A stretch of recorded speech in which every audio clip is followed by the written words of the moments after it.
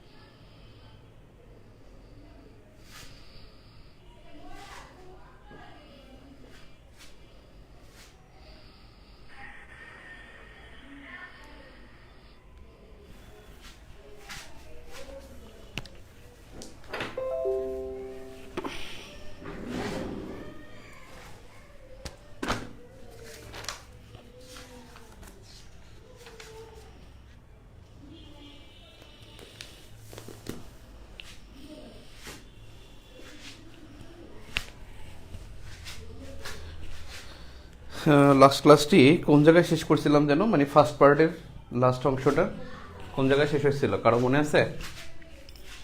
প্রথম যে পার্টটা ছিল পাওয়ার অ্যান্ড সিকিউরিটির, এই পাওয়ার অ্যান্ড সিকিউরিটির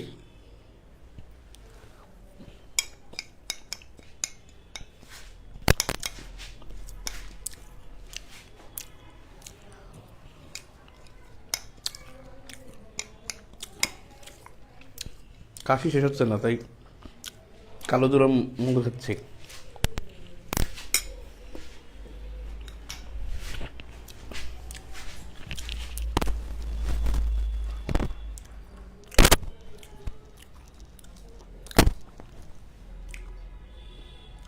ওয়ালাইকুম আসসালাম। আমার কথা কি শুনছেন কেউ? লাস্ট পার্ট কোনটা ছিল?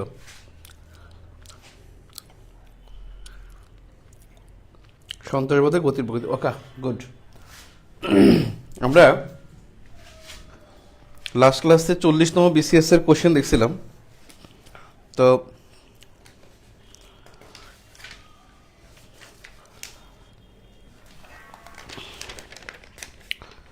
40তম বিসিএস একটা কোশ্চেন যে দক্ষিণ চীন সাগর নিয়ে 40তম, এখানে যে 3 নম্বর প্রশ্ন যেটা আসছিল, দক্ষিণ চীন সাগর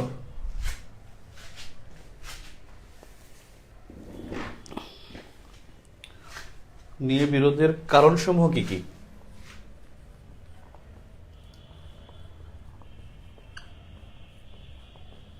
বিরোধের কারণসমূহ কি কি, বা সংক্ষেপে আলোচনা করুন। দক্ষিণ চীন সাগর নিয়ে বিরোধের কারণসমূহ কি? এটা প্রশ্নটা মানে এবছর 43তম রিটেন পিলিতেও আসছে। এই প্রশ্নটা রিটেন পিলি দুটাতেই গুরুত্বপূর্ণ। প্রশ্নটা আসার পিছনে যথেষ্ট কারণ আছে। যারা আপনাদের বন্ধু বান্ধব যারা আছে যারা রিটেন পরীক্ষা দিবে তাদেরকে মেনশন করতে পারেন, আজকে ক্লাসটা করুক। গুরুত্বপূর্ণ ক্লাস, শুনলে হয়তো মনে থাকবে। সে নিজেও হয়তো অনেক পারে, কিন্তু একটু শুনলে হয়তো তার মনে পড়বে।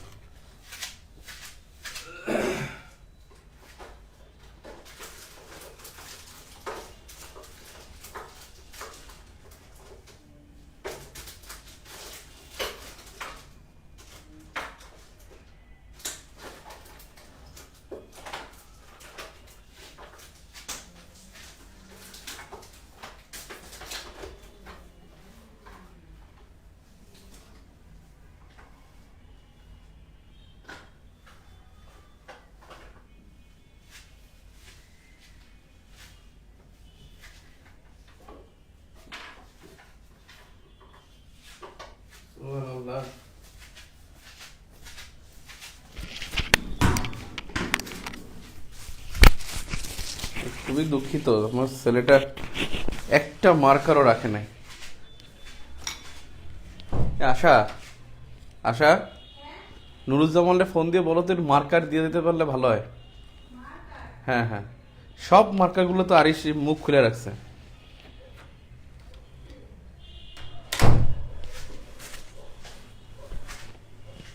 দক্ষিণ চীন সাগর নিয়ে বিরোধের কারণসমূহ কি কি? দেখেন, এর অনেকগুলো কারণ আছে। কারণটা হলো বেসিক্যালি আপনি যদি দেখেন, এটা হলো মালয়েশিয়া, মালয় উপদ্বীপ। এটা তো বাংলাদেশ বোঝা যায়। এটা কিন্তু চীন, এটা কিন্তু ভিয়েতনাম। ঠিক আছে, এটা মালয় উপদ্বীপ। উপদ্বীপ মানে 3 দিকে পানি থাকবে, একদিকে স্থল থাকবে। আর এটা কিন্তু সুমাত্রা, আর এইটা কিন্তু হলো জাভা, আর এইটা হলো বর্ণীয় দ্বীপ। এই বর্ণীয় দ্বীপে কিন্তু 3টা দেশের অংশ। বর্ণীয় দ্বীপ এর এই অংশটা কিন্তু সারাওয়াক। এই সারাওয়াক অংশটা কিন্তু মালয়েশিয়ার অংশ। এই মালয় সারাওয়াক, সারাওয়াক এই দুইটা নিয়ে কিন্তু একটা দেশ মালয়েশিয়া। এখানে কিন্তু ব্রুনাই স্বাধীন দেশ। আর এই সম্পূর্ণটা কিন্তু ইন্দোনেশিয়া। এটা কিন্তু ইন্দোনেশিয়া। ঠিক আছে, সো এখানে দক্ষিণ চীন সাগর, এখানে দক্ষিণ চীন সাগর। এই জায়গাটা কিন্তু সিঙ্গাপুর, এবং সিঙ্গাপুর কিন্তু দক্ষিণ চীন সাগরের একটা অংশ। দেখেন, এই দক্ষিণ চীন সাগর থেকে এসে এখান থেকে জাহাজটা এই এই এই এখানে একটা প্রণালী, কিন্তু এটা কিন্তু মালাক্কা প্রণালী। মালাক্কা প্রণালী কিন্তু 2টা। এখানে সিঙ্গাপুর আবার ব্রুনাইয়ের মাঝে এখানে একটা মালাক্কা প্রণালী। এখানে কিন্তু জাভা সাগর। যারা রিটেন পরীক্ষা দেন আপনি জানেন, সাগর সাগর যোগ হলে সেটা হয় প্রণালী। এটা কিন্তু জাভা সাগর। এই জাভা সাগর, আর এখানে বে অফ বেঙ্গল, এখানে বঙ্গোপসাগর। এই বঙ্গোপসাগর আর জাভা সাগরের মধ্যে এখানে কিন্তু একটা প্রণালী, সেটাও মালাক্কা প্রণালী। এখন বিষয়টা হলো যে এখানে গুরুত্বটা কি, এই মালাক্কা প্রণালী এখান থেকে আসে জাভা সাগরে পড়ে, জাভা সাগর থেকে এদিক দিয়ে এখানে একটা প্রণালী আছে সুন্দা প্রণালী। এই সুন্দর প্রণালী দিয়ে বের হয়ে ভারত মহাসাগরে চলে যায়। অর্থাৎ সমুদ্র পথের যোগাযোগের জন্য এশিয়ার সবচেয়ে গুরুত্বপূর্ণ প্রণালী হলো মালাক্কা প্রণালী। পৃথিবীর মধ্যে প্রণালীর গুরুত্ব অনুসারে সবচেয়ে শীর্ষ গুরুত্বপূর্ণ হলো জিব্রাল্টার প্রণালী, যেটা হলো ইউরোপ মহাদেশের প্রবেশদ্বার। সেকেন্ড হলো যেটা, সেটা হলো হরমুজ প্রণালী, সুয়েজ খাল। তৃতীয় হলো হরমুজ প্রণালী, যেটা হলো বা তেলের জন্য শুধু গুরুত্বপূর্ণ, এমনি অন্য ক্ষেত্রে না। আর আরে মোবাইলটা পড়ে গেছে। আর হলো পৃথিবীতে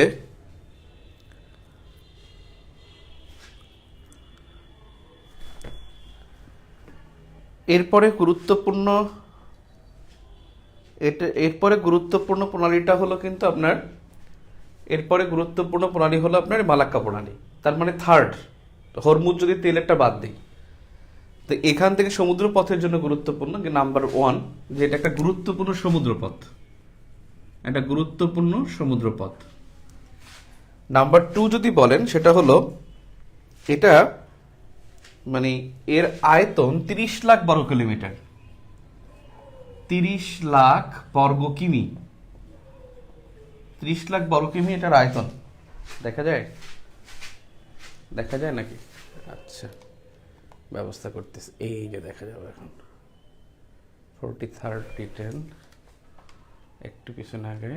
ওকে, একটু শক্ত করে দেখ, চুষ চুষ। তার মানে 30 লাখ বর্গ কিলোমিটার এটার আয়তন, এবং যা পৃথিবীর মোট সমুদ্র পথের মানে মোট সমুদ্রের এটা হলো 2.5%, 2.5%, 2.5% হলো মোট। আমি আবারও বলতেছি যে 43তম রিটেন যারা ব্যাচে, অনলাইন ব্যাচে, প্রাইভেট ব্যাচে আমার কাছে আসেন, তাদের সাথে এবং প্লাস হলো একটা উন্মুক্ত রাখছি। অনেকে হয়তো বা ক্লাস মিস করছেন, বা হয়তো বা এখন সিদ্ধান্ত নিচ্ছেন যে কি করবেন, মানে আপনি আদৌ নাইমের ব্যাচে আসবেন কিনা, নাইমে পড়ায় কিনা, নাইমে ভালো পড়ায় কিনা, নাইবে ফাঁকিবাজি করে কিনা, ফাঁকিবাজি একটু একটু করি, এটা স্বাভাবিক। করি মানে আমি পড়াই। এমন হয়েছে যে 43তম প্রিলি ব্যাচে আমাদের যারা ছিল তাদের কিন্তু টানা আমি 21 দিন ক্লাস নিছি, কিন্তু এটা তাদের চোখেই পড়েনি। হয়তো বা কথা হলো যে আগে নেয় নাই, পারি না, এটা হলো বিষয়। কিন্তু কথা হলো যে অনেক আমাদের কনফিউশন সেখান থেকে ইয়া করতেছি। আর আপনি যদি ক্লাস করেন অন্তপক্ষে শিখতে পারবেন, মানে শিখতে পারবেন, অন্তপক্ষে লিখতে পারবেন, লেখা যাবে, মনে থাকে, আলোচনাগুলো মনে থাকে এবং পরীক্ষার সময় খুব কাজে লাগতে পারে ইনশাল্লাহ। ঠিক আছে? সো আজকেই লাস্ট ক্লাস, আজকেই আমি উন্মুক্ত ক্লাস, আজকেই লাস্ট। আর এরপরে উন্মুক্ত ক্লাস থাকবে না, এরপরে আমরা সিক্রেট গ্রুপেই করবো। আর যারা ভর্তি হচ্ছেন নতুন তাদের হয়তো বা বলতে পারেন যে ভাই প্রতিদিন কি করে, মানে 2টা ক্লাস আমরা বাইরে রাখতেছি। এর আগে আমরা একটাও বাইরে রাখিনি, 2টা ক্লাসে রাখতেছি। আর আমাদের বেসিক্যালি বাংলাদেশ অ্যাফেয়ার্সের জন্য 16টা অধ্যায় আর ইন্টারন্যাশনাল অ্যাফেয়ার্সের জন্য 16টা অধ্যায়। আমাদের কোনো নতুন ব্যাচ নাই, কারণ আমার কোনো স্পেশাল কোনো টাইম নাই যে আমি এত ফ্রি না যে আমি অ্যাভেলেবেল ব্যাচ রাখবো। ব্যাচ আমার একটাই, সেখানে আমরা এর আগে শুরু করেছিলাম পিলি পরীক্ষার আগে, একটু স্লোলি আগাইছিলাম। বাংলাদেশ অ্যাফেয়ার্সের 2টা চ্যাপ্টার শেষ করেছি, ইন্টারন্যাশনাল অ্যাফেয়ার্সের 2টা চ্যাপ্টার শেষ করেছি। এখন আজকে এটা 3rd রানিং, অর্থাৎ আমাদের কিন্তু 28টা টপিক বাকি, 28টি চ্যাপ্টার, 28টা চ্যাপ্টার বাকি। এর মধ্যে কিছু চ্যাপ্টার আছে যে আমাদের একটু শেষে পড়তে হবে, যেমন এমপিরিক্যাল ইস্যুসটা রিসেন্ট হয়, এটা একটু শেষের দিকে পড়তে হবে। তারপরে হলো বাংলাদেশের অর্থনীতি, এটা একটু শেষের দিকে পড়তে হয়। বাংলাদেশের অর্থনীতি এবং উন্নয়ন, এটা একটু, কারণ এটা একটু চেঞ্জ হয়, কারণ এর মানে ইয়ে হয়, নতুন প্রশ্ন আসে বা নতুন সাম্প্রতিক আসে। সো আগামী 3 মাস পর্যন্ত অন্ততপক্ষে আমরা বেসিকগুলো আগায় ফেলাবো। 3 মাস মানে আমরা সময় পাচ্ছি প্রায় 7 মাস। জুলাই মাসে যদি পরীক্ষা হয় তাহলে আমরা 6 থেকে 7 মাস সময় পাচ্ছি। আগে ভাগে শেষ করার চেষ্টাই করবো ইনশাল্লাহ, এই হলো বিষয়। 28টা চ্যাপ্টার বাকি, যারা আজকে এখন ভর্তি হবেন তারা 28টা চ্যাপ্টারের ক্লাস পাবেন ইনশাল্লাহ। আর আগের যে 4টা টপিকের ক্লাস কিন্তু আমাদের গ্রুপে আছে, গ্রুপের রেকর্ডেড ভিডিও আছে, সেটা দেখে নিতে পারেন। আমরা শেষ হয়ে গেলে রিভিশনে গেলে তখন আমরা আবার দেখবো। যেমন গতবার আমরা 2 দিন রিভিশন দিয়েছিলাম, আর এবার আমরা রিভিশন যদি সময় বেশি পাই, বেশি সময় রিভিশন রাখবো, নয়তো আপনারা ওই রেকর্ড ভিডিও দেখবেন ইনশাল্লাহ, সময় পাওয়া যাবে এবার। এখন আসেন তাহলে মোট সমুদ্রের 2.5% এটা। আর আমি আগে বলছিলাম যে ব্লু ইকোনমিকে বলা হয় 3P। 3P May P1 for politics, P2 for petroleum, P3 for হলো প্রোটিন। এই 3P এর জন্য সবচেয়ে গুরুত্বপূর্ণ একটি অংশ হলো এই সাগর, অর্থাৎ 3P পলিটিক্স, পিপল এবং প্রোটিন। পিপল না, সরি, পলিটিক্স, পেট্রোলিয়াম মানে তেল গ্যাস, এবং প্রোটিন, এই 3টির জন্য বিখ্যাত হলো এই দক্ষিণ চীন সাগর। নাম্বার 4, এখানে একটা গুরুত্বপূর্ণ একটা মানে দ্বীপ আছে, সেই দ্বীপটা হলো ভিয়েতনাম থেকেও একটু দূরে, আবার এখানে ফিলিপাইন, এই ফিলিপাইন থেকেও দূরত্বে এই জায়গাটায় এখানে একটা দ্বীপ হলো মানে স্প্রাটলি দ্বীপপুঞ্জ। স্প্রাটলি দ্বীপপুঞ্জটা কি রকমের, এটা হলো আপনার এই যে আমরা সবাই জানি যে দ্বীপগুলো হলো সাগর সমুদ্রের মধ্যে পাহাড়, দ্বীপ হলো সমুদ্রের পাহাড়। এই দ্বীপটা, এটা হলো স্প্রাটলি দ্বীপপুঞ্জ। এই স্প্রাটলি দ্বীপপুঞ্জের দৈর্ঘ্য মাত্র 5 কিলোমিটার, কিন্তু এর যে রিফ অঞ্চল এটা আস্তে আস্তে দিকে গেছে, আস্তে আস্তে দিকে আসছে। এই যে রিফ অঞ্চলটা, এই এরিয়াটা অর্থাৎ এর মহিষাপান এরিয়া আস্তে আস্তে অগভীর, এই অংশটা কিন্তু এইটাকে বলা হয় রিফ অঞ্চল। এই রিফ অঞ্চলটা হলো প্রায় বাংলাদেশের আয়তনের সমান, অর্থাৎ 90,000 বর্গ কিলোমিটার। না, বাংলাদেশের আয়তন তো আরো বেশি, 90,000 বর্গ কিমি। আর এই স্পার্টি দ্বীপপুঞ্জটা হলো, এটা হলো খনিজ সমৃদ্ধ একটা দ্বীপ। তাহলে খনিজ সমৃদ্ধ স্পার্টলি দ্বীপপুঞ্জ, এটা চীনের দখলে, এবং এটা চীনের দখলের কারণে বা এটা দক্ষিণ স্পার্টি দ্বীপপুঞ্জের কারণে এর গুরুত্ব বেড়ে গেছে। এর গুরুত্ব বাড়ার কারণে কিন্তু বিরোধগুলো বাড়বে। তার মানে নাম্বার 4, এটা হলো মানে খনিজ সমৃদ্ধ স্পার্টলি দ্বীপপুঞ্জ স্পার্টি দ্বীপপুঞ্জ এই সাগরে অবস্থিত। এই সাগরে অবস্থিত। এই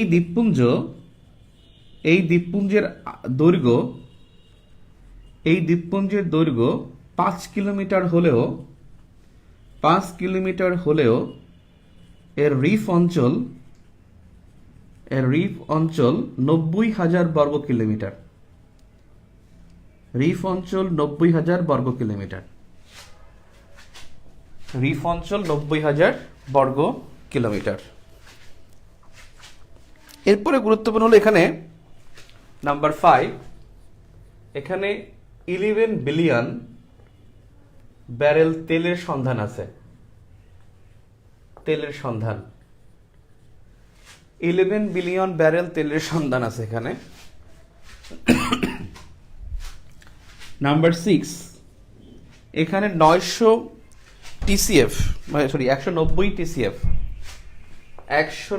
TCF অর্থাৎ ট্রিলিয়ন কিউবিক ফুট গ্যাসের সন্ধান আছে। 190 ট্রিলিয়ন কিউবিক ফুট। কিরে পাইছস মার্কার? কোন জায়গায় রাখছো? আচ্ছা পাইছি ঠিক আছে। তাহলে 190 ট্রিলিয়ন কিউবিক ফুট ব্যারেল গ্যাসের সন্ধান আছে। গ্যাসের সন্ধান এখানে। এই যে বঙ্গোপসাগর, এখানে কিন্তু 100 TCF কিউবিক ফুট, 100 TCF গ্যাসের সন্ধান আছে বঙ্গোপসাগরে, বাংলাদেশের এই এরিয়াটায় গ্যাসের সন্ধান।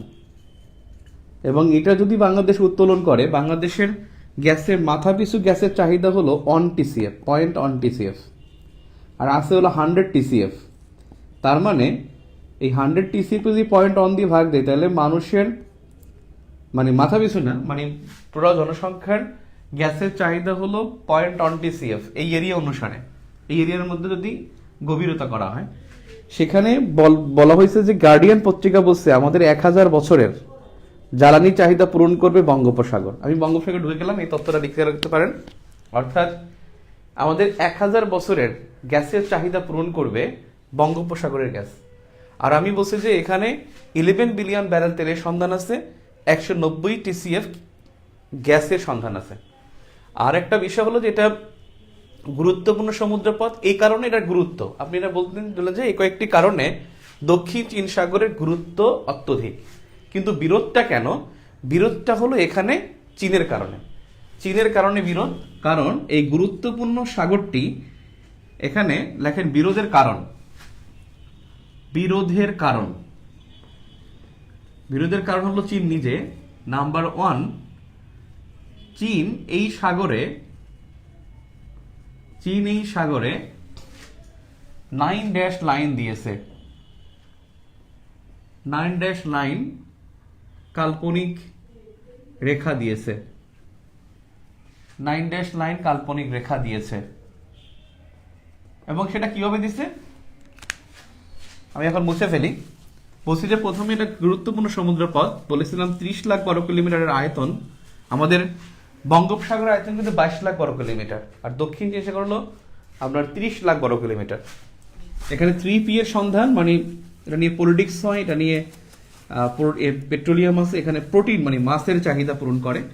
স্পার্টি দ্বীপপুঞ্জ আছে, যার দৈর্ঘ্য 5 কিলোমিটার, এর রিফ অঞ্চলের আয়তন 90,000 বর্গ কিলোমিটার। এখানে 190 TCF কিউবিক ফুট মানে ট্রিলিয়ন কিউবিক ফুট গ্যাস আছে, এবং 110 বিলিয়ন ব্যারেলের সন্ধান আছে। এখানে চীন 9 লাইন দিয়েছে। উপরে এটা চীন ধরেন, এখানে চীন, এটা দক্ষিণ চীন সাগর। এখানে ভিয়েতনামের দেখেন সমুদ্র সীমা হলো 200 নটিক্যাল মাইল পর্যন্ত। তারপরে উন্মুক্ত সমুদ্রে যে কেউ যা ইচ্ছা তা করতে পারবে। এখানে তাইওয়ানের এখানে 200 নটিক্যাল মাইলের পরে মুক্ত সমুদ্র। এখানে সিঙ্গাপুরের পর 200 নটিক্যাল মাইল মুক্ত সমুদ্র। এখান থেকে 200 নটিক্যাল মাইল পরে মুক্ত সমুদ্র। ভিয়েতনাম গেল, তারপরে মালয়েশিয়া গেল, সিঙ্গাপুর গেল, এরপরে এখানে ফিলিপাইন, আর এখানে ব্রুনাই। এর 200 নটিক্যাল মাইল এই পর্যন্ত। ফিলিপাইনের এখানে 200 নটিক্যাল মাইল। অর্থাৎ এই জায়গাটায় চীন 1, 2, 3 4 5 6 7 8 9। এই যে ডট দিলাম আমি 9 ড্যাশ, এখন আমি এটাকে যোগ করি, দেখেন ইউ শেপ একটা আসবে, এবং এই 9 ড্যাশ লাইন এই পুরোটা দখলে রাখছে কে? চীন। 9 ড্যাশ লাইন দিয়ে এটা এই মুক্ত সমুদ্রকে দখলে রাখছে চীন। এরপরে সে কি করছে? নাম্বার 2, মুক্ত সমুদ্রে 7টি কৃত্রিম দ্বীপ বানাচ্ছে, 7টি কৃত্রিম দ্বীপ বানাচ্ছে, এবং এখানে সে এই মুক্ত সমুদ্রে 7টা কৃত্রিম দ্বীপ বানাচ্ছে। তাহলে 7টা কৃত্রিম দ্বীপ যখন বানাবে, তখন এখানে যখন ফ্ল্যাগ হয়ে যাবে, চায়নার ফ্ল্যাগ যখন এখানে উঠবে, তখন কিন্তু সে এখান থেকে 200 নটিক্যাল মাইল এদিকে পাবে। তখন তার মধ্যে ঢুকে গেলে ইকুই ডিস্টেন্স হবে, সমুদ্রত্ব হবে। অর্থাৎ তার এখানে যদি সে বানায়, এখানে 200 নটিক্যাল মাইল ঢুকলে গেলে অর্ধেক ওর মানে এখানে ঢুকে যাবে। অর্থাৎ প্রত্যেকটা দেশের মানে সার্বভৌমত্বের প্রতি একটা হুমকি, এবং প্রত্যেকটা দেশের হলো মানে মুক্ত সমুদ্রে বলা আছে, আর্টিকেল 76 বলা আছে আনক্লোজ বা সমুদ্র আইন আপনাদেরকে পড়াবো আমি আলোচনার মধ্যে, মানে বিগত প্রশ্ন শেষে।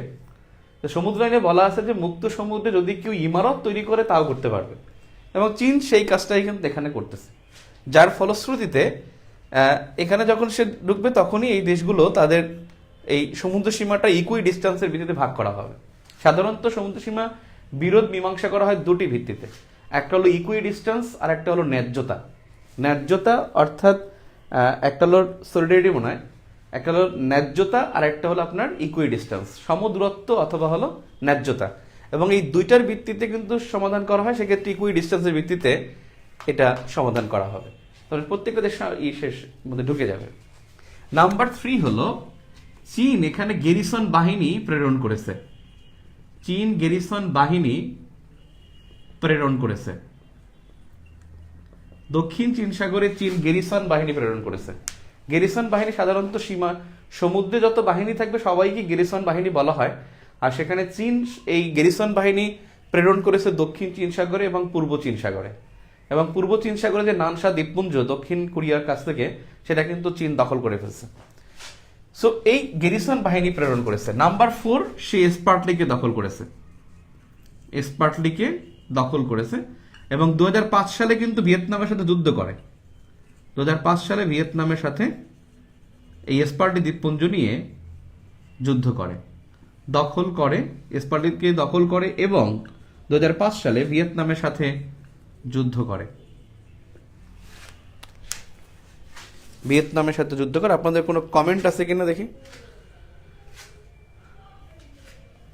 ইন্দো প্যাসিফিক 2 অঞ্চলের দেশগুলো একটু ক্লিয়ার করে দেবেন। আচ্ছা, ওকে। আচ্ছা, ইউক্রেন নিয়ে ঘটনা নিয়ে আলোচনা করব। মাসিউর রহমান 41st রিটেন দিয়েছি, 43rd প্রিলি ফেল। আপনার প্রি ক্লাস করিনি, এখন রিটেন না পড়ে ব্যাচে পড়লে ভালো হবে। Suggest me please. রিটেন না পড়ে ব্যাচে পড়লে ভালো হবে। ক্লাস করেন যতটা পারেন, প্রিলি করেন, রিটেন করেন, ক্লাস করেন, যদি আপনার বিসিএস ড্রিম থাকে। আর যদি ড্রিম না থাকে তাহলে ক্লাসের দরকার নেই, বাসায় পড়েন, হলে হবে, না হলে না। কিন্তু এখন এগিয়ে যাওয়ার সময়, বুঝছেন। আবার বললেন যে ভাই ভয় দেখাইতেছে, ভয় দেখানোর কিছু নাই, কারণ এখন এমন কেউ নাই যে হয়তো কোচিং করে, নয়তো সে বই কেনে, অথবা হলো সে মানে অনলাইন পড়ে, অথবা ক্লাস লেকচার নেয়, কিছু না কিছু সে নেয় এগিয়ে থাকার জন্য। এগিয়ে থাকতে হবে ভাই, যাই বলেন এগিয়ে থাকতে হবে। টাফ হয়ে গেছে, প্রস্তুতি খুবই টাফ। আমার শিক্ষার্থীরা যারা অ্যাডমিশন টেস্টের, তারা পরীক্ষা দিয়ে মানে ভর্তি হইতে পারে না। বিশ্বাস করেন, আমি কমপক্ষে 50 জন পাইছি মনে হয় পর্যন্ত, যে ভাইয়া কোন সাবজেক্টটা বিসিএস জন্য ভালো হবে, ভাই আমি এখন বিসিএস জন্য কি পড়বো, ভাই আমার তো ক্লাস আবার অফ হয়ে গেল, আমি কি এখন কি করবো, আমি বিসিএস জন্য কি। ফার্স্ট ইয়ারে ভর্তি হচ্ছে, মন চায় করে মানে মোবাইল থেকে বের করে কানের উপরে দেই, বুঝছেন, সে বিসিএস দেবো। একটা অবস্থা যে ফার্স্ট ইয়ারে পড়ে সে ক্যাম্পাসটাকে ভালোভাবে এনজয় করবে তা না, সে ডিপার্টমেন্টের পড়া পড়বে তা না, অথবা কিছু সাহিত্য কর্ম পড়তে পারে, অথবা বিখ্যাত গ্রন্থ পড়তে পারে, সেগুলো কিছু না, সে বিসিএস দেবে। মনটায় চায় মানে পিটাই, কিছু বলতে পারি না। তখন বলি যে আসলে এখন পড়া দরকার নাই, তুমি 4th ইয়ারে উঠে তারপরে বিসিএস নিয়ে চিন্তা করো। এখন জাস্ট এনজয় করো এবং শেখো, কত কি শেখা যায় সেটা শেখো। ক্লিয়ার? বিরোধের কারণ আই থিঙ্ক বুঝতে পারছেন। আর দক্ষিণ চীন সাগরে এই যে দ্বীপ বানাচ্ছে না, এই জন্য ওই যে বাকি যে 6টা দ্বীপ তারাই কিন্তু আপত্তি জানায়। মালয়েশিয়া, ব্রুনাই, সিঙ্গাপুর, তারপরে হলো আপনার ফিলিপাইন, তাইওয়ান, ভিয়েতনাম, এই 6টা দেশ চীনের সাথে বিরোধ করছে। এই বিরোধের কারণ এটা কিন্তু এবছর পিডিতে আসছে, আগের বছর 40তমতে রিটেনে আসছে। এবং আমি বললাম যে রিটেন কোশ্চেন কিন্তু কনসেপচুয়াল কিন্তু রিপিট হয়। ব্লু ইকোনমি 2বার আসলো, দেখেন নাই?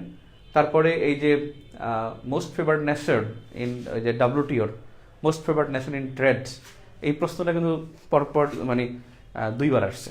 সো এখানে কোশ্চেন রিপিট হয়। এবার 38তমতে যাই। 40তমতে 3টা প্রশ্ন আসতে আমরা আলোচনা করলাম। এবারে দেখি 38তম বিসিএস এর প্রশ্ন আসছে কিন্তু এখান থেকে 60টি প্রশ্ন আসছে পাওয়ার অ্যান্ড সিকিউরিটি থেকে। এই জন্য বললাম যে কনসেপচুয়াল ইস্যুসের মধ্যে 3টা চ্যাপ্টার খুব important. Actors in the world যেটা 2nd chapter, power and security যেটা 3rd চ্যাপ্টার, আর 6th চ্যাপ্টার হলো ইন্টারন্যাশনাল ইকোনমিক রিলেশনস। এই 3টা চ্যাপ্টার খুব গুরুত্বপূর্ণ। আর আমরা আজকে পাওয়ার অ্যান্ড সিকিউরিটির 2nd ক্লাস দেখতেছি। 38তম বিসিএস এর প্রথম যে প্রশ্নটা আসছে, একটা প্রশ্ন, সেটা হলো যে ডেমোক্রেটিক পিস থিওরি এর মূল বক্তব্য কি? ডেমোক্রেটিক পিস থিওরি এর মূল বক্তব্য কি?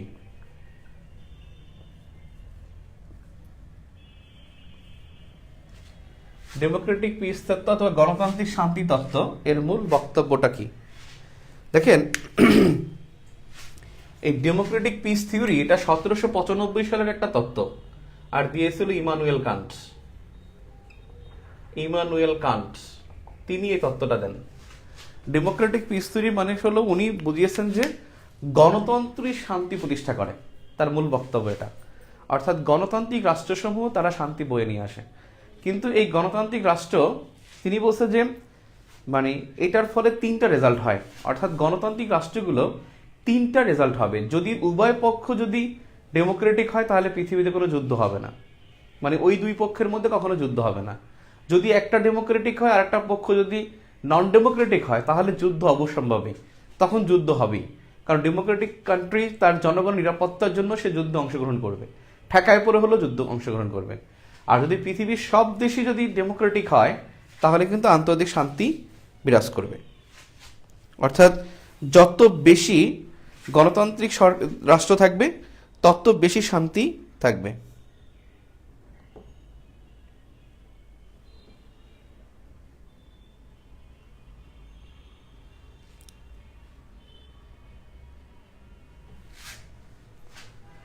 তাহলে ইমানুয়েল কান্ট তিনি 1795 সালে এই তত্ত্বটা দেন এবং তিনি বলছেন, তিনি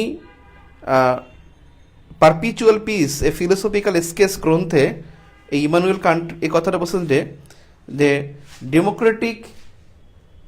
democracies almost never fight each other. Immanuel Kant তার perpetual sketch perpetual peace a philosophical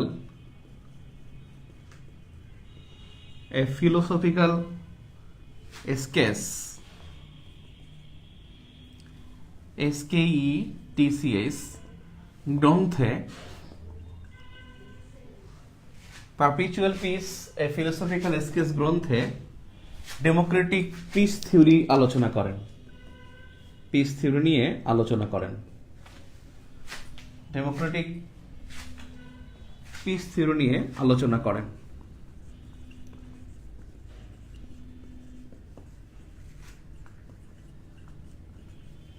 তিনি বলেন democracies almost never fight each other.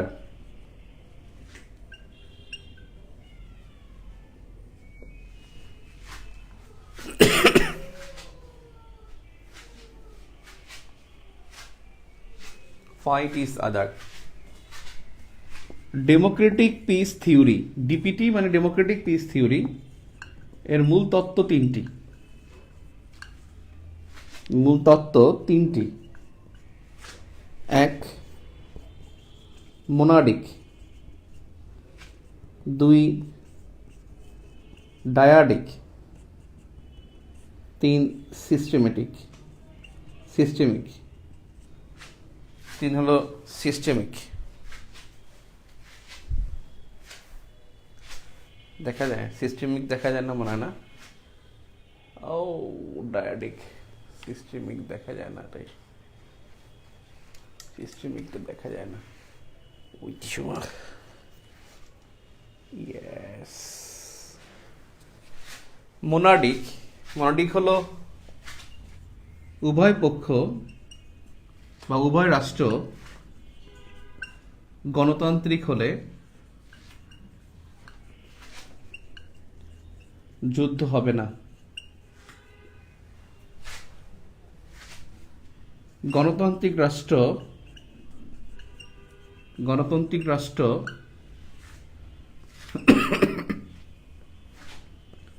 অগণতান্ত্রিক রাষ্ট্রের সাথে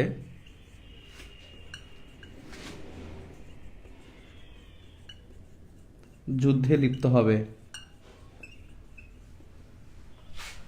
গণতান্ত্রিক রাষ্ট্র অগণতান্ত্রিক রাষ্ট্রের সাথে যুদ্ধে লিপ্ত হবে। সিস্টেমিক, গণতান্ত্রিক রাষ্ট্রের সংখ্যা যত বাড়বে শান্তি তত বৃদ্ধি পাবে।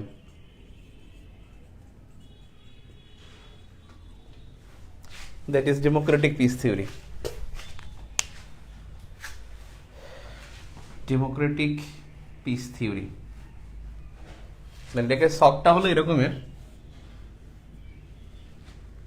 এটাকে যদি আপনি একটা শখ হিসেবে দেন, শখটা হলো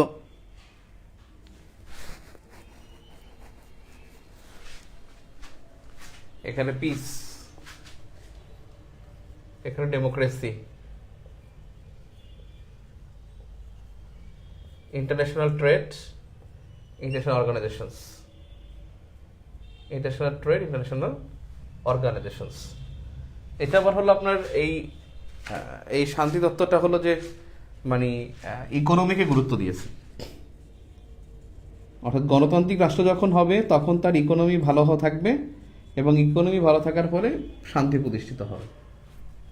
আপনি এটা হয়তো এরকমই লিখে দিলেই হবে, তো ব্যাখ্যা লাগবে না। Peace, democracy, international trade, international organizations. এবং আন্তর্জাতিক শান্তি তত বৃদ্ধি পাবে, মানে আন্তর্জাতিক তখন জোট হবে, আন্তর্জাতিক রাষ্ট্রসমূহ বিভিন্ন মানে শান্তি প্রতিষ্ঠার জন্য কাজ করবে। অর্থাৎ সিস্টেমিক যখন হবে, ওয়ার্ল্ড যখন সিস্টেমিক হবে, তখনই ইন্টারন্যাশনাল অর্গানাইজেশনগুলো তারা তাদের ব্যক্তি বাড়বে, ইন্টারন্যাশনাল অর্গানাইজেশনগুলো তখন কাজ করবে এবং ফলে শান্তি প্রতিষ্ঠা হবে। 38তম বিসিএস এর 2 নম্বরে যে প্রশ্নটা ছিল, 38তম বিসিএস এর আরেকটা কোশ্চেন যে কমন ছিল সেটা হলো যে মানবতা বিরোধী অপরাধ বলতে কি বোঝায়? মানবতা বিরোধী অপরাধ বলতে কি বোঝায়?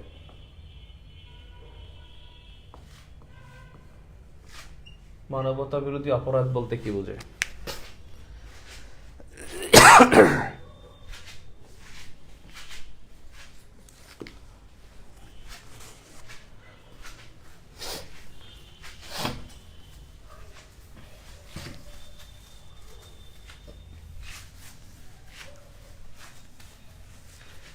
দেখেন, অপরাধ বেসিক্যালি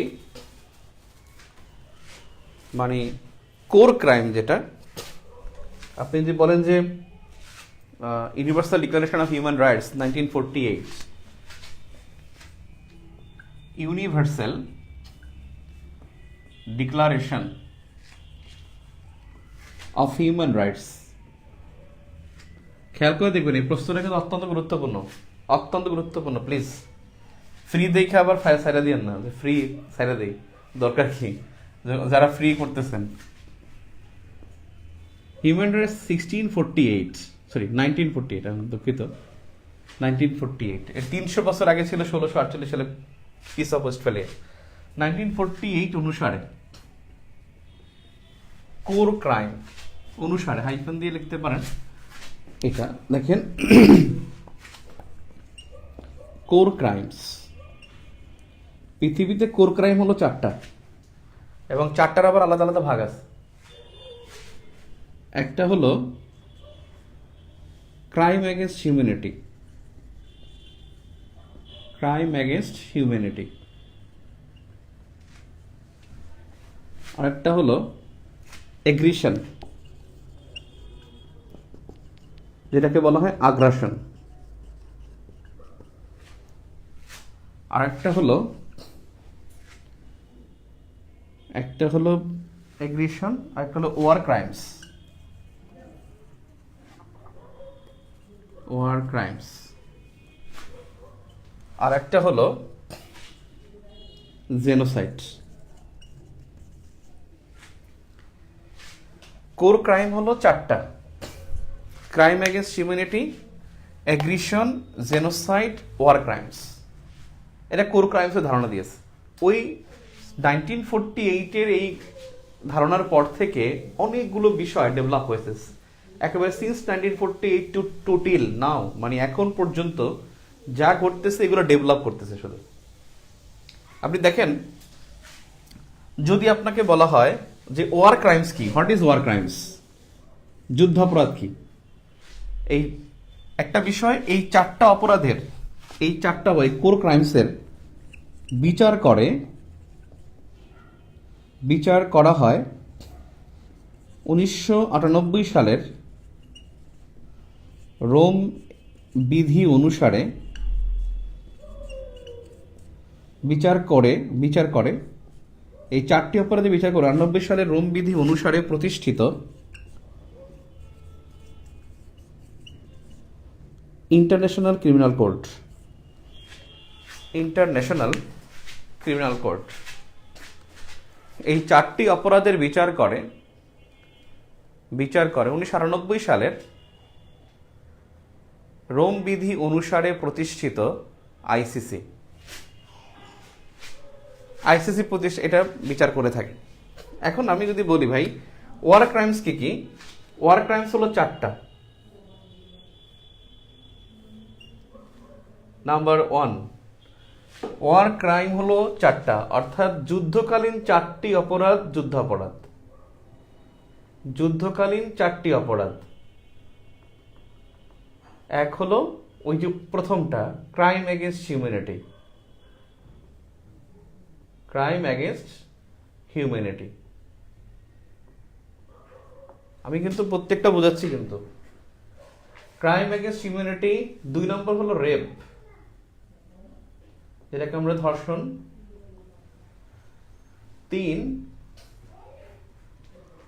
3 নম্বরে হলো আর্সন, না, ক্রাইম এগেনস্ট হিউম্যানিটি ও টর্চার। 2 নম্বর হলো টর্চার, নির্যাতন, টর্চার। 3 হলো রেপ, 4 হলো আর্সন অথবা অগ্নি সংযোগ, অগ্নিকাণ্ড না কিন্তু অগ্নি সংযোগ। আর্সন মানে হলো অগ্নি সংযোগ। এই 4টি অপরাধ হলো যুদ্ধাপরাধ। আর এই 4টি অপরাধ যে যুদ্ধাপরাধ, এই কথা বলা আছে 1998 সালের রোম স্ট্যাচুতে, স্ট্যাচু বা রোম বিধি।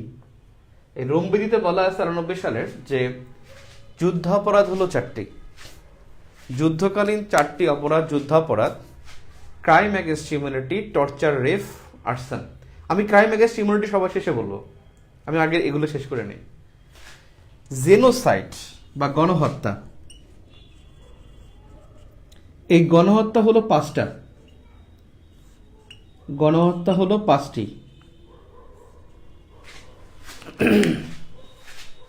গণহত্যা 5টি।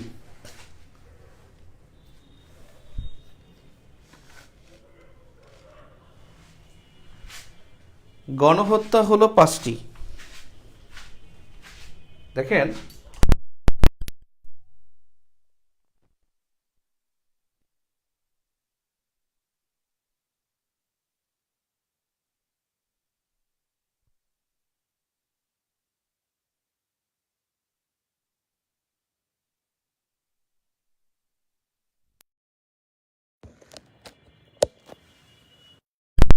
গণহত্যা হলো 5টি।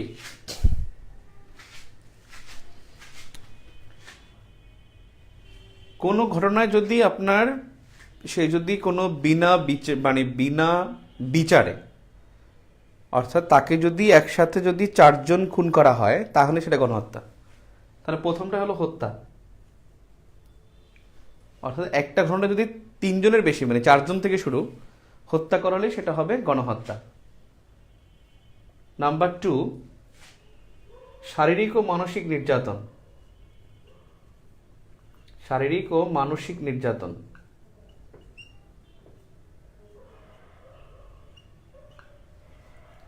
নাম্বার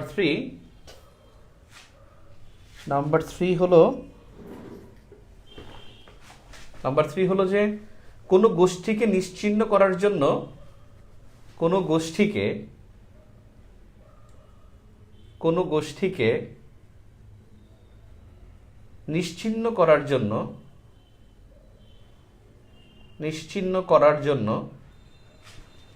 ধারাবাহিক নির্যাতন।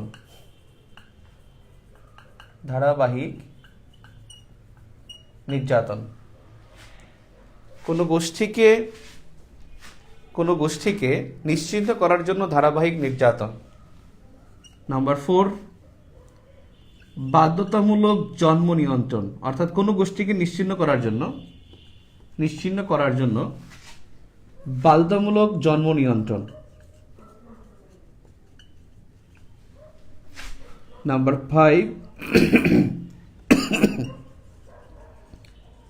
এক গোষ্ঠীর শিশুকে অন্য গোষ্ঠীতে অন্তর্ভুক্তিকরণ।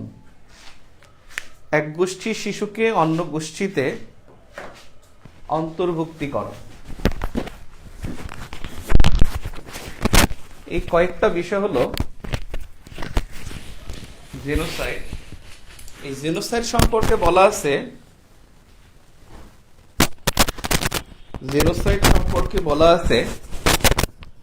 1948 সালের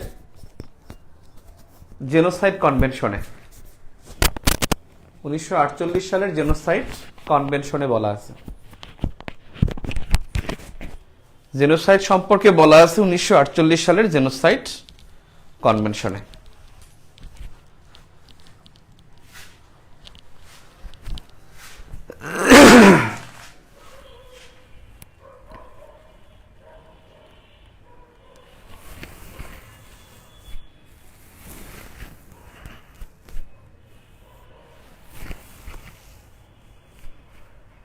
কি বলে ঝাপসা? ক্লাস অনেক ক্লিয়ার, আমিও তো দেখি। আমি একটা ফোন দিয়ে ক্লাস নিই আর একটা ফোন দিয়ে দেখি, তো খালি আমাকে ভূগোল বুঝাইলে হবে যে ক্লাস ঝাপসা? আপনার এটা সমস্যা হতে পারে। এগ্রেশন বা আগ্রাসন হলো সার্বভৌমত্বের প্রতি হুমকি। সার্বভৌমত্বের প্রতি হুমকি স্বরূপ কাজ করা।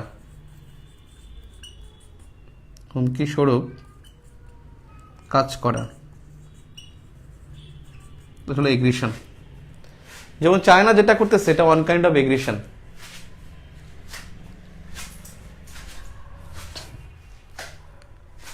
এবারে দেখি ক্রাইম এগেনস্ট হিউম্যানিটি কি।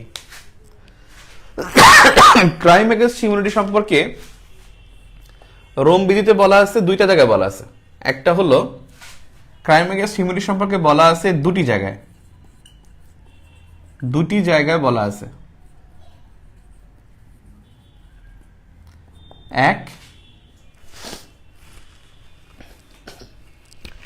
এক হলো নুরেমবার্গ ট্রায়াল,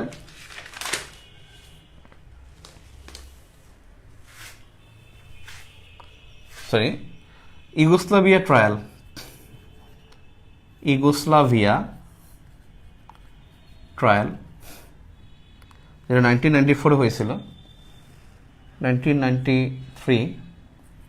আর একটা হলো ইউগোস্লাভিয়া ট্রায়াল, একটা হলো রোম স্ট্যাচু বা রোম বিধি 1998।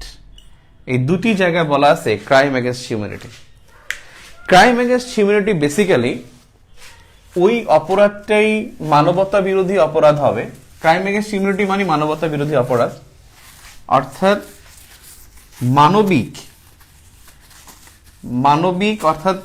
মানবিক যে অধিকারগুলো আছে সেই অধিকারগুলো যদি ইচ্ছাকৃতভাবে এমনি অটোমেটিক হয়ে গেছে সেটা না, ইচ্ছাকৃতভাবে যদি সেই মানবিক অধিকারগুলোকে হস্তক্ষেপ করা হয়, মানবিক অধিকারগুলোকে যদি বাধাগ্রস্ত করা হয়, এবং সেই অপরাধগুলোই হলো মানবতা বিরোধী অপরাধ।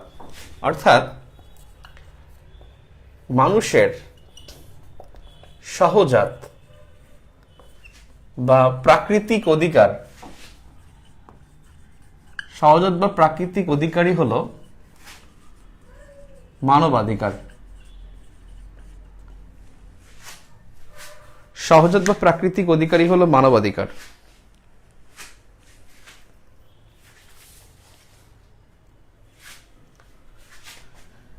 সেই অধিকার খর্ব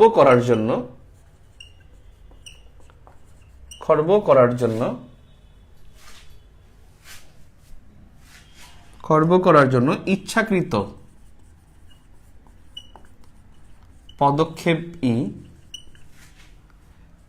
পদক্ষেপই মানবতা বিরোধী অপরাধ, ক্রাইম এগেনস্ট হিউম্যানিটি। এখন এই অপরাধগুলো কি কি? এই অপরাধগুলো হলো হত্যা, ধর্ষণ, নির্বাসন,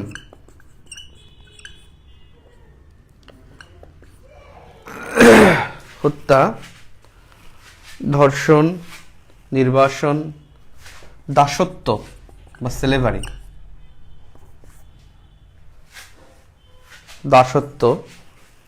কারাবাস, নিপীড়ন,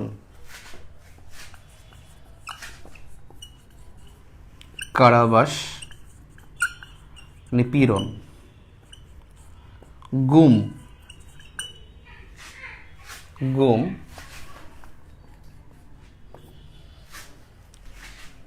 তারপরে হলো বর্ণবাদী আচরণ, মানসিকভাবে আহত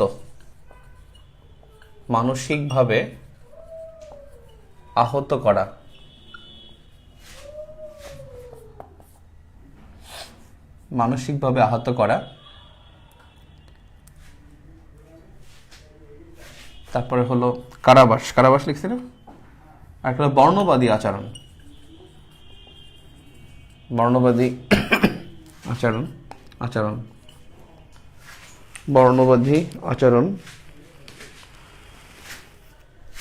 ধর্মীয় নির্যাতন,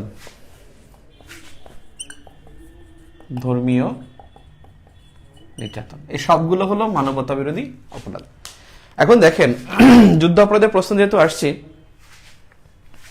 এই রোম বিধিতে যারা স্বাক্ষর করবে তারাই কিন্তু যুদ্ধ অপরাধের বিচার চাইতে পারবে, এবং তাদেরকে কিন্তু ইন্টারন্যাশনাল ক্রিমিনাল কোর্ট তাদেরকে সুবিধা প্রদান করবে, মানে তাদেরকে সহযোগিতা প্রদান করবে। এখন যুদ্ধ অপরাধ হলো 4টি, বাংলাদেশে কিন্তু প্রথমটার অপরাধের বিচারই এখনো শেষ হয় না। ক্রাইম এগেনস্ট হিউম্যানিটি এখন পর্যন্ত শেষ হয় নাই। এরপরে হবে কি? এরপরে হবে আপনার টর্চারের, তারপর হবে রেপের, তারপর হবে আর্সনের। প্রথম অপরাধী যদি এই 3টা অপরাধের অন্যগুলো করে তাহলে একসাথে বিচার হবে। কিন্তু এখন বাংলাদেশে এখনো চলতেছে ক্রাইম এগেনস্ট হিউম্যানিটির বিচার। এখন বাংলাদেশ যে বিচারটা করতেছে সেটা করতেছে রোম বিধির আলোকে। সো আপনি একটা কাজ করতে পারেন, আমি বলতেছি, সেটা হলো যে বাংলাদেশের গ্রাউন্ডটা এখানে একটু যদি লিঙ্ক আপ করে দেন মানে প্রশ্নের মধ্যে, তাহলে খারাপ হবে না, ভালো হবে। একটু লিঙ্ক আপ করে দেবেন। কিভাবে লিঙ্ক করবেন? সেটা হলো বিডি 2010 সালের 23 মার্চ রোম বিধিতে, এটাকে আমরা বলি রোম স্ট্যাটু, তে স্বাক্ষর করে।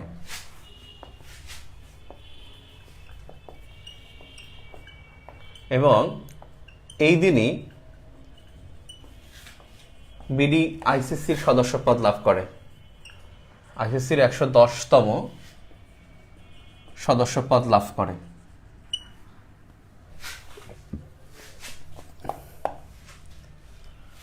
পঁচিশ মার্চ 2010 তারিখে বিডি যুদ্ধাপরাধের বিচারের জন্য যুদ্ধাপরাধের বিচারের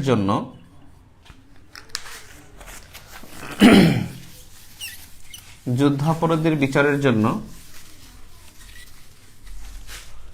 আন্তর্জাতিক অপরাধ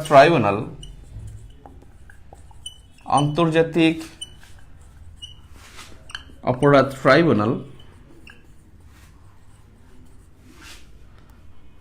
বা ইন্টারন্যাশনাল ক্রিমিনাল ক্রাইমস ট্রাইব্যুনাল গঠন করে।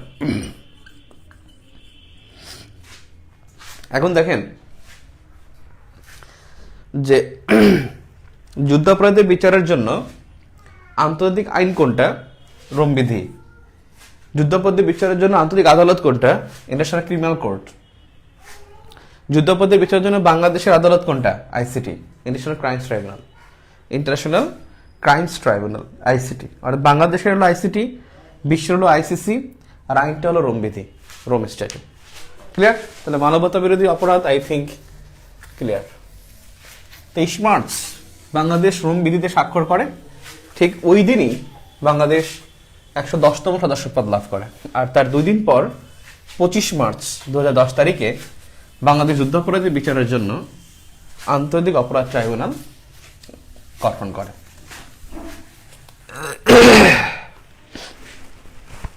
আন্তর্জাতিক অপরাধ ট্রাইব্যুনাল গঠন করে। এবং আমি বিশেষ করে আমি সেই 2007 সালে 7-8 সালে, তখন আমি সেকেন্ড ইয়ারে পড়ি, দ্বিতীয় বর্ষে। তখন আমরা কয়েক বন্ধু দ্বিতীয় তৃতীয় বর্ষে পড়ি। তখন কিন্তু আমরা কয়েকটা বন্ধু, 7-8 জন বন্ধু, তারা কিন্তু যুদ্ধাপরাধের বিচারের জন্য আমরা মুভমেন্ট শুরু করি। তখন আমাদের সাথে যারা অন্যান্য বন্ধুরা ছিল, বিশেষ করে যারা শিবির মেন্টালিটি ছিল, তারা বলতো যে জীবনও যুদ্ধাপরাধের বিচার হবে না।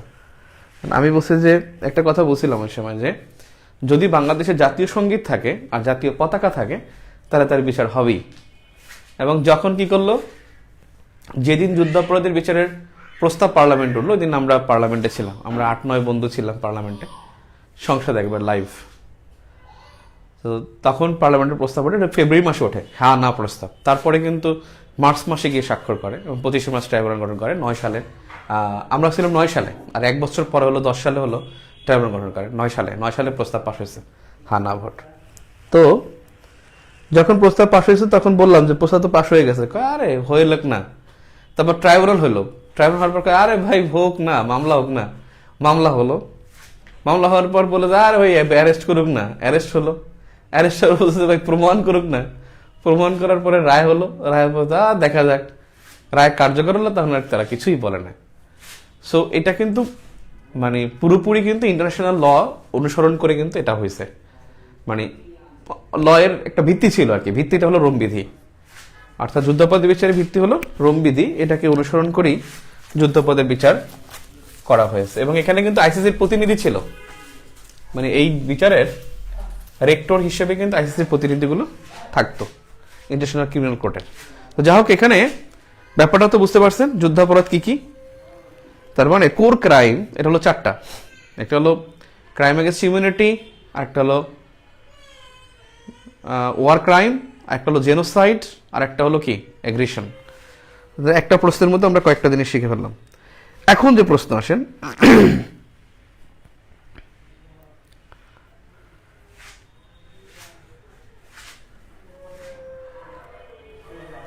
ওকে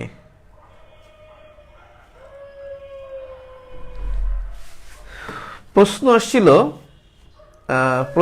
কিন্তু এবার একটা প্রশ্ন আসছিল কিন্তু মানবিক হস্তক্ষেপ। মানবিক হস্তক্ষেপের একটা প্রশ্ন কিন্তু এই 41তম বিসিএসে আসছিল। এই যে মানবতা বিরোধী অপরাধ, এই অপরাধগুলো যাতে না হয়, মানবতা বিরোধী অপরাধ যাতে না হয়, সেই জন্য আন্তর্জাতিক সম্প্রদায় কোনো পদক্ষেপ নিলে তাকেই বলা হয় মানবিক হস্তক্ষেপ। অর্থাৎ মানবিক হস্তক্ষেপ হলো তাদের জন্য মানবতা বিরোধী অপরাধ যেন না ঘটে, এবং ঘটলে সেখানে তারা পদক্ষেপ নেবে। অর্থাৎ মানবাধিকার রক্ষায় যে হস্তক্ষেপটা নেওয়া হবে, সেই হস্তক্ষেপটা হলো মানবিক হস্তক্ষেপ। এবং আরেকটা প্রশ্ন এর মধ্যে রিলেটেড আছে, সেটা হলো মানব নিরাপত্তা কাকে বলে। 4 নম্বরে প্রশ্ন, 3 নম্বরটা প্রশ্ন আসছে, মানব নিরাপত্তা বলতে কি বোঝায়? মানব নিরাপত্তা বলতে কি বোঝায়? আপনি একটা কথা মনে রাখবেন, সিকিউরিটি, এখানে একটা স্ট্রাকচার নিয়ে নেন, তারপরে বুঝতে পারবেন। সিকিউরিটি একটা হলো কনভেনশনাল সিকিউরিটি, আর একটা হলো নন কনভেনশনাল সিকিউরিটি। নন কনভেনশনাল সিকিউরিটি, কনভেনশনাল সিকিউরিটি যেটাকে বাংলায় বলে প্রচলিত নিরাপত্তা,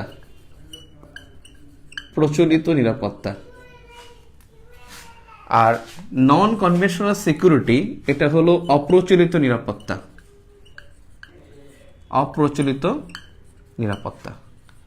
এখন যদি বলে, এইটা পরীক্ষা আসছে কিন্তু 36তমতে একটা প্রশ্ন আসছিল যে অপ্রচলিত নিরাপত্তা কাকে বলে, 36 বা 35তমতে।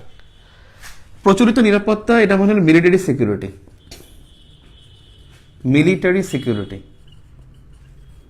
তার মানে অপরিচিত নিরাপত্তা কি? নন মিলিটারি সিকিউরিটি। অর্থাৎ এর মধ্যে দেখেন আমার কাছে প্রচুর অস্ত্র আছে, এটা হলো আমার কি প্রচলিত নিরাপত্তার অন্তর্ভুক্ত। আমার প্রচুর সেনাবাহিনী আছে, এটা হলো কি আমার সেনাবাহিনী আছে, এটা হলো প্রচলিত নিরাপত্তা, এটা হলো কনভেনশনাল সিকিউরিটি। আমার প্রচুর গোলা বারুদ আছে, এটা হলো প্রচলিত নিরাপত্তা। আমার প্রচুর ড্রোন আছে, এটা কি প্রচলিত নিরাপত্তা। আমার প্রশিক্ষণ আছে, মানে সামরিক প্রশিক্ষণ আছে, এই সামরিক প্রশিক্ষণ এটা হলো কি প্রচলিত নিরাপত্তা। ক্লিয়ার? তাহলে প্রচলিত নিরাপত্তা মানে হলো যে মিলিটারি সিকিউরিটি বোঝাবে, সামরিক ইস্যুগুলো বোঝাবে, এখানে অন্য কিছু আসবেই না। এবং মনে রাখবেন, যার যত এই মিলিটারি সিকিউরিটি থাকবে সে তত হার্ড পাওয়ারফুল। এখন যদি বলা হয় হার্ড পাওয়ার কি, দ্যাট ইজ মিলিটারি পাওয়ার। যদি বলা হয় যে একটা দেশের হার্ড পাওয়ার বলতে কি বোঝায়, মিলিটারি পাওয়ার। একটা দেশের কনভেনশনাল সিকিউরিটি বলতে কি বোঝায়, প্রচলিত নিরাপত্তা বা সামরিক শক্তি। অর্থাৎ মিলিটারি সিকিউরিটি বা সামরিক নিরাপত্তাটাই হলো কি একটা দেশের প্রচলিত নিরাপত্তা। সবকিছু সামরিক ইস্যুস, তার প্রচুর জাহাজ আছে, তার প্রশিক্ষণ আছে, তার মধ্যে কৌশলগত বিদ্যা আছে, যে যুদ্ধ কিভাবে জয়লাভ করে যুদ্ধবিদ্যা আছে, রণকৌশল সম্পর্কে ধারণা আছে, এটা সম্পূর্ণ হলো প্রচলিত নিরাপত্তা। এখন অপ্রচলিত নিরাপত্তা কি? নন মিলিটারি সিকিউরিটি, মানে অসামরিক যত বিষয়গুলো আছে। যেমন এর মধ্যে কি কি আছে, এর মধ্যে আবার কয়েকটা ক্রাইটেরিয়া আছে। যেমন একটা ক্রাইটেরিয়া হলো জিওগ্রাফিক্যাল সিকিউরিটি। তো জিওগ্রাফিক্যাল কি, একটা দেশে ভৌগোলিকভাবে যে কিছু নিরাপত্তা লাভ করে থাকে। যেমন ইরান পাহাড় বেষ্টিত দেশ, ও নিরাপদ থাকে, ও যে যাকে তাকে সে ধমকায়। এখন ইরান জানে যে তার কি আছে, জিওগ্রাফিক্যাল সিকিউরিটি আছে বা জিওগ্রাফিক্যাল স্ট্রেংথ আছে। এবং তার একটা দেশের ধরেন জিওগ্রাফিক্যাল সিকিউরিটি গুলা কি কি, একটা দেশের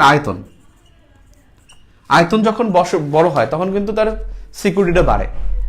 আয়তন ছোট হলে তার কিন্তু জিওগ্রাফিক্যাল শক্তি বা পাওয়ার এটা কিন্তু কম থাকে। একটা দেশের আকৃতি নির্ভর করে একটা দেশের শক্তিকে। যেমন আকৃতি কি, যেমন দেখেন আপনি আকৃতি বললে চিলির আকৃতি আর হলো সুইজারল্যান্ডের আকৃতি কিন্তু এক না। চিলি একটা লম্বা দেশ, কিন্তু সেখানে কি তার হিউজ পরিমাণ সে কি মেরিন সিকিউরিটি অর্জন করে, মেরিন মেরিন মানে মেরিন যেটাকে বলে মেরিন রিসোর্স, এটা সে উনি অর্জন করতে পারে। কিন্তু সুইজারল্যান্ড হলো একটা স্থলবেষ্টিত দেশ, ও কিন্তু সেটা অর্জন করতে পারে না। সো একটা দেশের আকৃতি এটা কিন্তু অবশ্যই কি তার আয়তনের সাথে যায়। সুইজারল্যান্ডটা চারকোনাকার দেশ, আর অপরদিকে লম্বা সরু দেশকে চিলি। তার মানে আকৃতি একটা দেশের সিকিউরিটি বা পাওয়ারকে করে প্রভাবিত করে থাকে। 3 নম্বরে যেটা হতে জিওগ্রাফিক্যালের বিরুদ্ধে 3 নম্বরে যেটা, সেটা হলো ধরেন অবস্থান। একটা দেশের অবস্থানের উপর তার শক্তি নির্ভর করে। নিউজিল্যান্ড এমন একটা জায়গায় অবস্থান, সে কিন্তু ওখানে বসে মানে ওখানে সে খুবই সিকিউর থাকে, কারণ সে জানে যে তার ওখানে কেউ অ্যাটাক করতে যাবে না। কারণ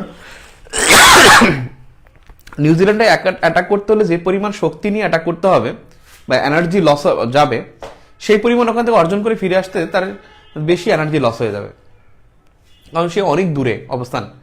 সো নিউজিল্যান্ড তার অবস্থানের দিক থেকে একটা শক্তিশালী অবস্থানে থাকে।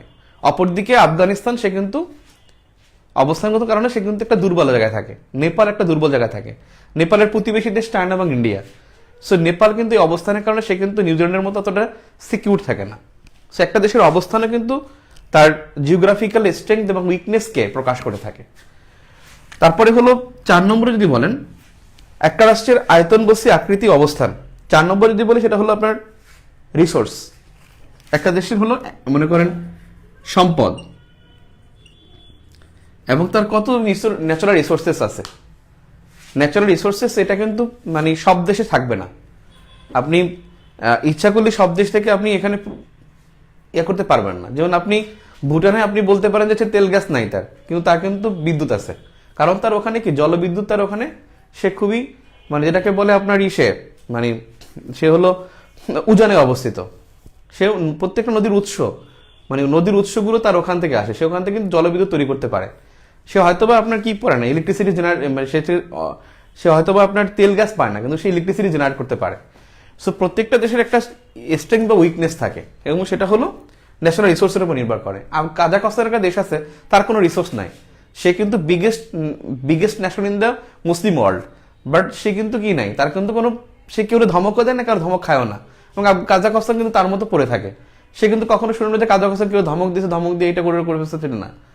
সে পৃথিবী কিন্তু সবচেয়ে বৃহৎ মুসলিম দেশ আয়তনে, কিন্তু তার জিওগ্রাফিক্যাল যেটা আছে, তার ন্যাচারাল রিসোর্স নাই, তার কোনো অবস্থান নাই। সে একটা কি মানে ল্যান্ড বাউন্ডারির একটা দেশ, সেখানে কিন্তু তার সমুদ্র নাই, তার আর কিছু ওখানে না থাকলে তার কিছু থাকবে না। এখন কাজাকস্তানে কি করে, সবাই ওখানে গিয়ে মিলিটারি ঘাঁটি স্থাপন করে, এবং সে ওখানে মিলিটারি ঘাঁটির জন্য সে ভাড়া দেয়। কাজাকস্তান এমন একটা দেশ যেখানে চায়নার ঘাঁটি আছে, রাশিয়ার ঘাঁটি আছে, ইন্ডিয়ার ঘাঁটি আছে। আচ্ছা, কাজাকস্তানে সবার ঘাঁটি কিন্তু ওখানে দিয়ে থাকে। এবার দেখেন রিসোর্সের ব্যাপার, যে জিওগ্রাফিক্যাল রিসোর্স এটা।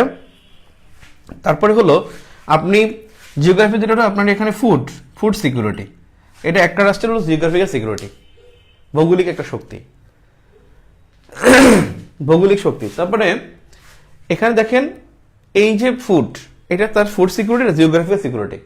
তার প্রচুর কাঁচামাল, এখানে তার প্রচুর পরিমাণে র মেটেরিয়ালস বা কাঁচামাল, শিল্পের কাঁচামাল থাকে, এটা তার একটা কি জিওগ্রাফিক্যাল শক্তি, ভৌগোলিক শক্তি। শিল্পের কাঁচামাল থাকে, যেমন আপনি দেখেন শিল্পের কাঁচামাল সব দেশে কিন্তু থাকে না। যেমন আপনি আফ্রিকার দেশগুলো কিন্তু শিল্পের কাঁচামাল নাই, এবং এই দেশের সম্পদগুলো কিন্তু ওই উত্তরের দেশ যেটা হলো উপনিবেশী শক্তিগুলো অনেক আগেই পাচার করে নিয়ে গেছে। তাদের কিন্তু এখন সম্পদ নাই, তাদের এখন কিন্তু র মেটেরিয়ালস নাই, এই জন্য তারা গরিব। যাদের র মেটেরিয়ালস আছে, কাঁচামাল আছে, তারা কিন্তু খুব বেশি উন্নত হয়। সো এইটা হলো জিওগ্রাফিক্যাল অপরচুনিটি নিরাপত্তার মধ্যে। দেখেন অপরচুনিটি নিরাপত্তা একটা সিকিউরিটি হলো এনভায়রনমেন্টাল সিকিউরিটি। এনভায়রনমেন্টাল সিকিউরিটি,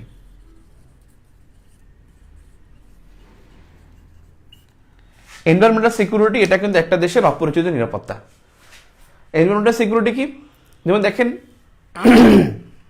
আপনার কানাডা এমন একটা দেশে, এমন একটা অঞ্চলে অবস্থিত, তার কিন্তু প্যারা নিতে হয় না, কারণ তার হিউজ ল্যান্ড, এবং গ্লোবাল ওয়ার্মিং এর ফলে কিন্তু কানাডা খুব লাভবান হয়, কারণ এখানে তার বরফগুলো গলে যায়, প্রচুর দ্বীপ জাগে, এবং কানাডা কিন্তু এখন মোর দ্যান 30,000 এখানে দ্বীপ, যেখানে কানাডার দ্বীপ এখন কিন্তু তারা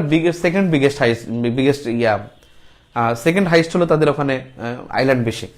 এখন হচ্ছে যে এনভায়রনমেন্টাল সিকিউরিটি, এটা কিন্তু একটা দেশের, যেমন মালদ্বীপ কিন্তু কি করতেছে, পক্ষান্তরে তারা কিন্তু ডুবে যাচ্ছে, এবং তারা সমুদ্রের নিচে কি করছে, সমুদ্রের নিচে তারা মন্ত্রিসভার বৈঠক করছে। কিরিবাতিতে কি করলো, সে কিন্তু এবছর সমুদ্র থেকে সে সরাসরি ভিডিও কনফারেন্সের মাধ্যমে জাতিসংঘের জলবায়ু সম্মেলনে অংশগ্রহণ করেছে।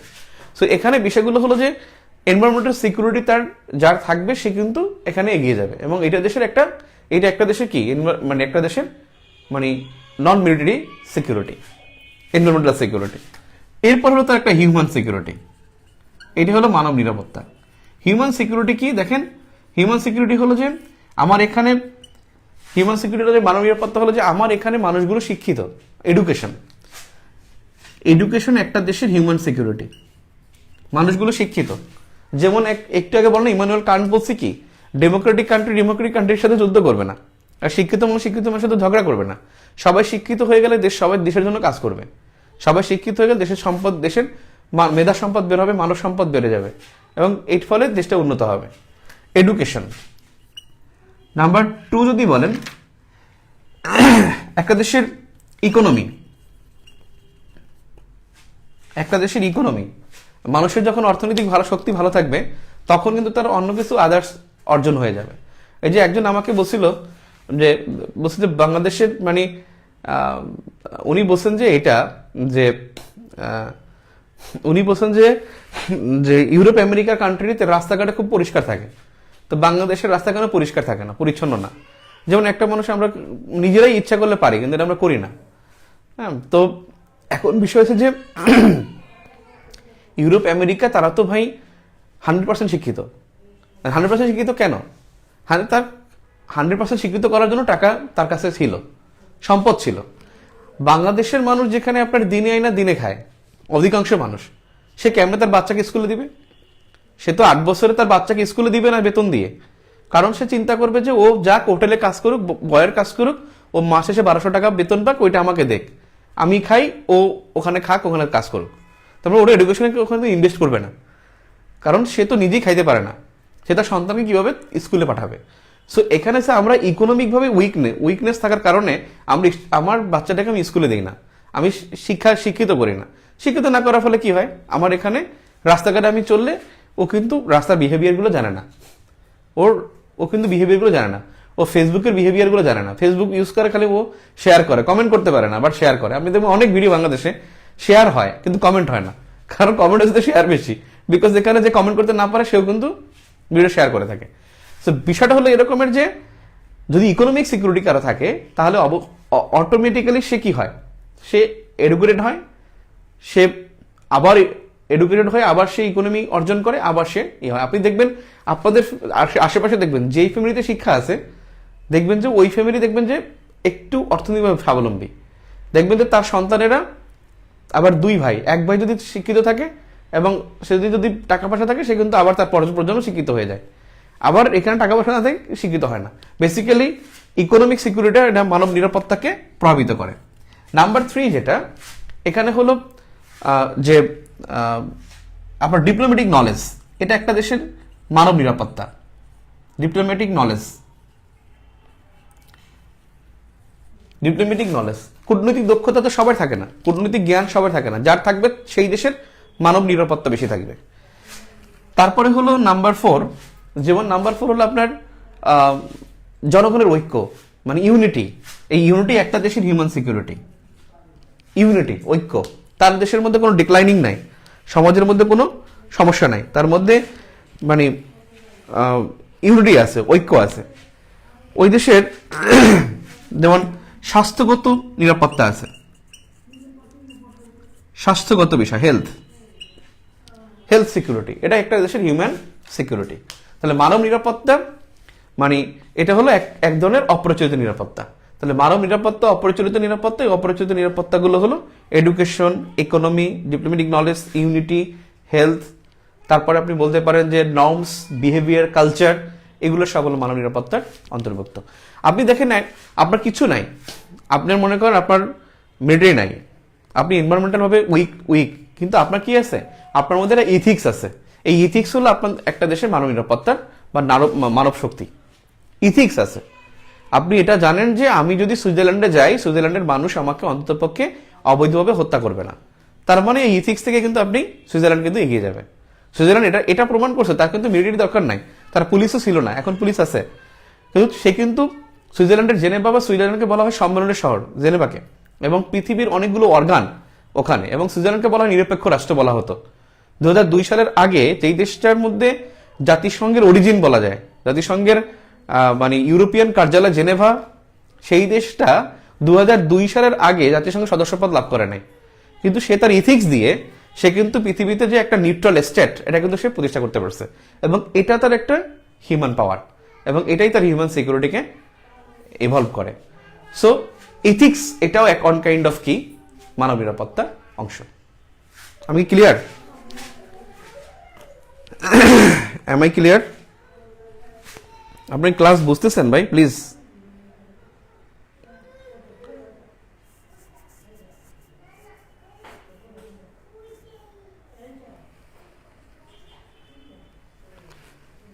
এভাবে দেখিয়ে অপচয় নিরাপত্তা দেখিয়ে তারপর হিউম্যান সিকিউরিটি আলোচনা করলে বেশি ভালো হবে। আপনারা কি বুঝতেছেন? আমাদের অনেক কম। আল্লাহ আল্লাহ রে, প্রাইভেট ব্যাচই তো 800। অনেকে জানে না, কারণ সাধারণত ক্লাস থাকে রবি মঙ্গল বৃহস্পতি, তো আজকে তো হচ্ছে সোমবার, না শনি সোম বুধ থাকে, আজ তো মঙ্গলবার, এই জন্য অনেকে থাকে না, চলে যায়। ওকে, এরপরে দেখেন 38 বিসিএস এর একটা কোশ্চেন আছে। আপনার না থাকলে ক্লাস করবো কিভাবে? আল্লাহ রে, 11টা বেজে গেছে, 11টা বেজে যাচ্ছে। একটা টপিক করতে গেলে একটু বেশি আলোচনা করলেই সময় চলে যায়। হ্যাঁ, human security software, right, thank you very much. সফটওয়্যারটা হলো human security. Number 4, global Commons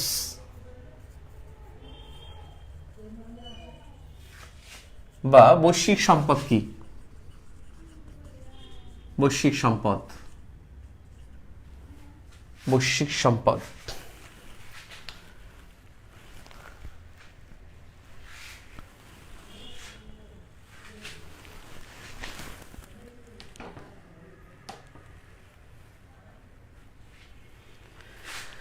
বৈশ্বিক সম্পদ হলো কোনটা? সেটা হলো যে সব মানুষের অংশগ্রহণ, অংশীদার, সব মানুষের অংশগ্রহণ, অংশীদার, সব মানুষের ব্যবহার,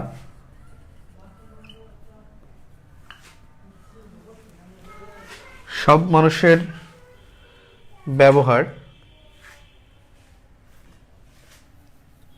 ব্যবহার হয় এমন সম্পদ, এটাই হলো বৈশ্বিক সম্পদ। যেমন দেখেন আপনার বায়ুমণ্ডল, এটা সব মানুষের জন্য। তার মানে বায়ুমণ্ডল মানে কি? ওজোন স্তর। তাহলে ওজোন স্তর কি আমাদের পৃথিবীর জন্য একটা সম্পদ। তারপরে দেখেন নবমণ্ডল, নবমণ্ডল, মহাকাশ, এটা আমাদের একটা সম্পদ। তারপরে হলো সমুদ্র, এটা সম্পদ, বৈশ্বিক সম্পদ। কিন্তু আমার মনে হয় এখন পরীক্ষা আসবে যে digital Commons. What is digital Commons? দেখেন আমার মনে হয় পরীক্ষা আসতে পারে এটা, ইনশাল্লাহ এটা আসতে পারে। আমার কিন্তু প্রেডিকশন কিন্তু খুব ভালো, জানেন, আল্লাহর রহমতে আলহামদুলিল্লাহ, যে প্রেডিকশন যা করি কেমন জানি হয়ে যায়। কেউ বলতেছে কি যে আপনি কি লেগে কইলেন যে এটা 110 টিকাবে, আপনি কই দেন 105 টিকাবে, তাহলেই তো হয়ে যেত। অনেকে এটা কই দেন, আল্লাহ মাফ করুক, আস্তাগফিরুল্লাহ। সেটা হলো যে প্রেডিকশন গুলো আসলে হয় কেন যেন। আমি একটা কোশ্চেন দেখছিলাম, সেটা হলো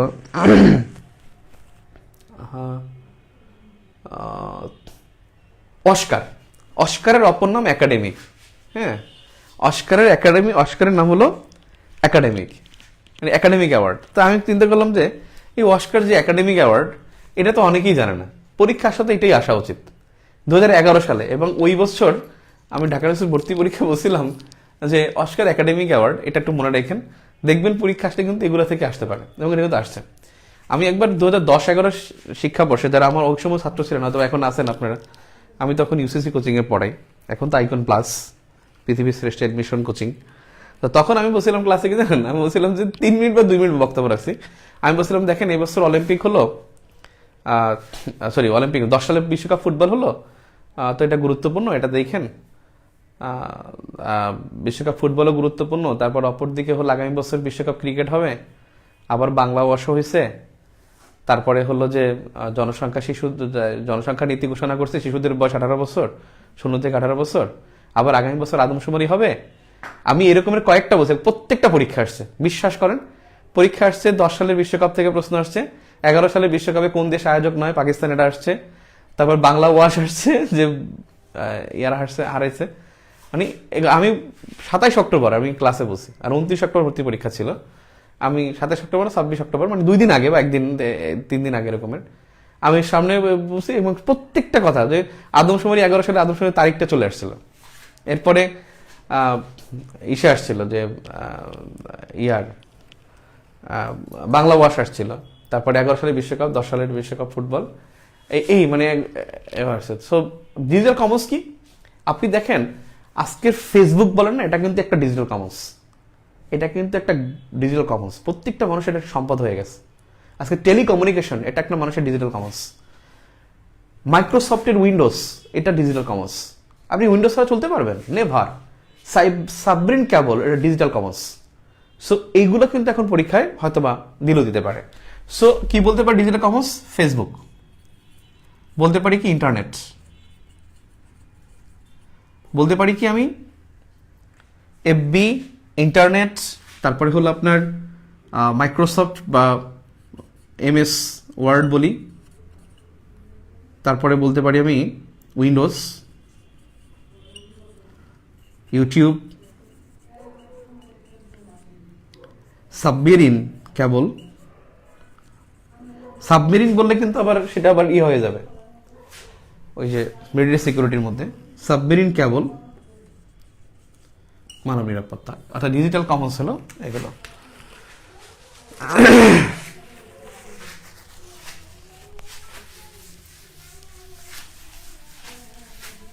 চারটা গেল। 38তমতে